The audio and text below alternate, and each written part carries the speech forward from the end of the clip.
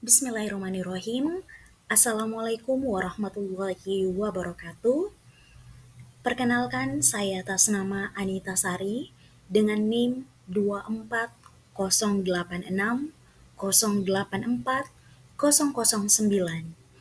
merupakan mahasiswi pendidikan profesi calon guru gelombang kedua Universitas Islam Makassar tahun 2024.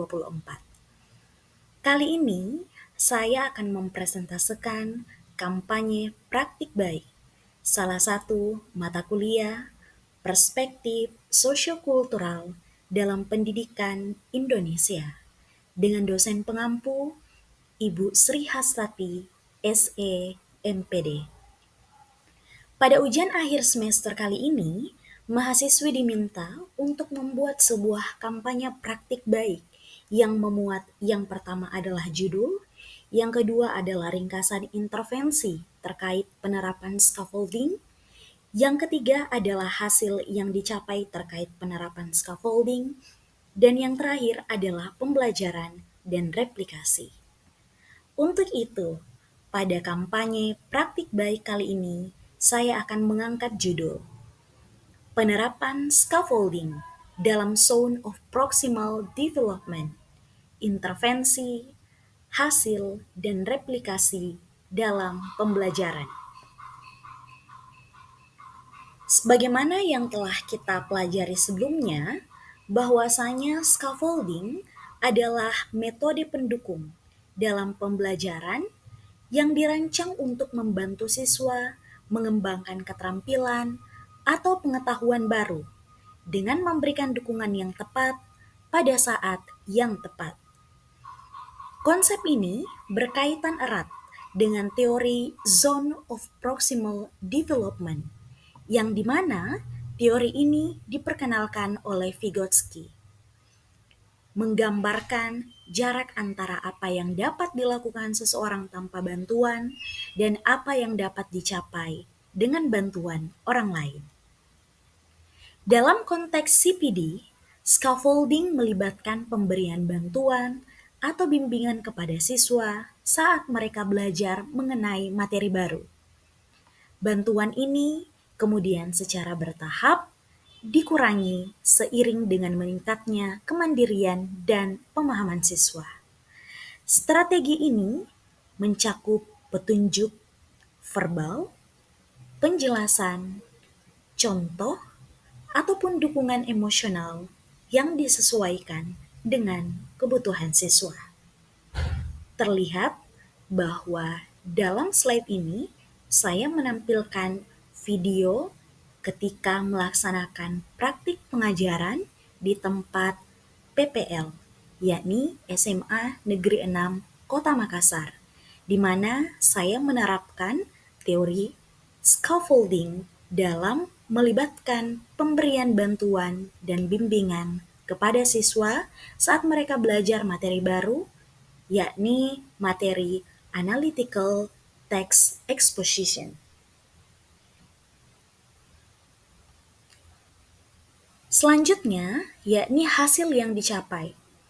Tentu saja, dari penerapan scaffolding dalam Zone of Proximal Development yang telah saya terapkan di kelas 12 MIPA 2 dengan materi Analytical Text Exposition, itu telah menunjukkan berbagai hasil positif dalam pembelajaran.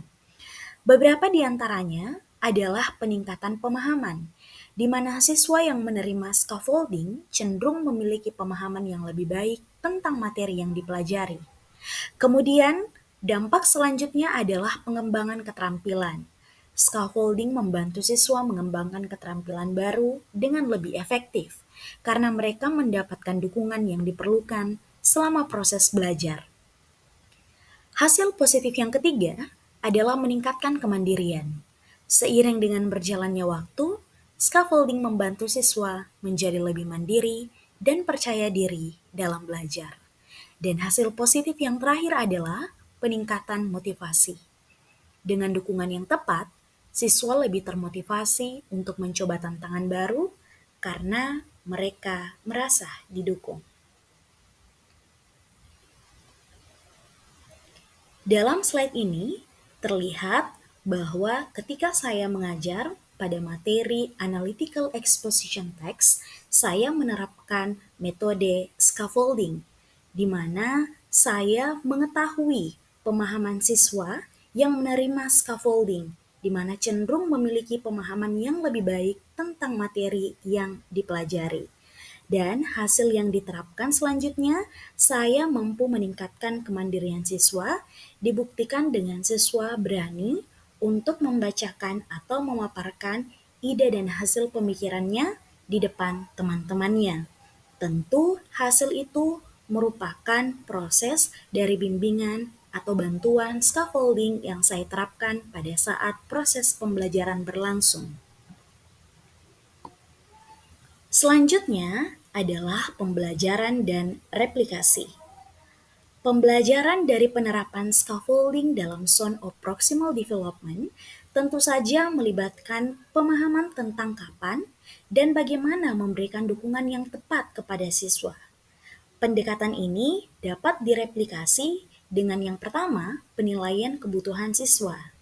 Seorang guru harus memahami tingkat kemampuan dan kebutuhan individu siswa untuk memberikan dukungan yang sesuai.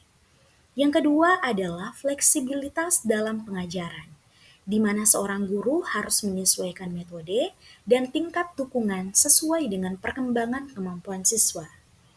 Yang ketiga adalah kolaborasi dan komunikasi untuk mendorong interaksi antara guru dan siswa, serta di antara siswa dan siswa untuk meningkatkan pembelajaran kolaboratif. Dan yang terakhir adalah evaluasi berkelanjutan, di mana memantau kemajuan siswa secara berkala untuk menyesuaikan strategi scaffolding yang diterapkan. Pada slide ini terlihat bahwa saya menerapkan scaffolding di kelas 12 MIPA 2 pada materi Analytical Exposition Text dengan menggunakan model Problem Based Learning, di mana saya harus memahami terlebih dahulu tingkat kemampuan dan kebutuhan peserta didik sehingga saya bisa menentukan jenis dukungan yang sesuai dengan kebutuhan peserta didik. Sehingga akhirnya saya dapat menyesuaikan metode dan tingkat dukungan agar sesuai dengan perkembangan kemampuan siswa.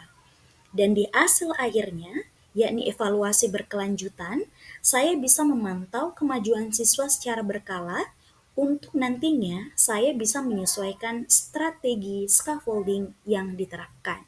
Hal ini terlihat dari kemandirian siswa pada hasil akhir yang mampu untuk mempresentasikan ide dan pemikirannya.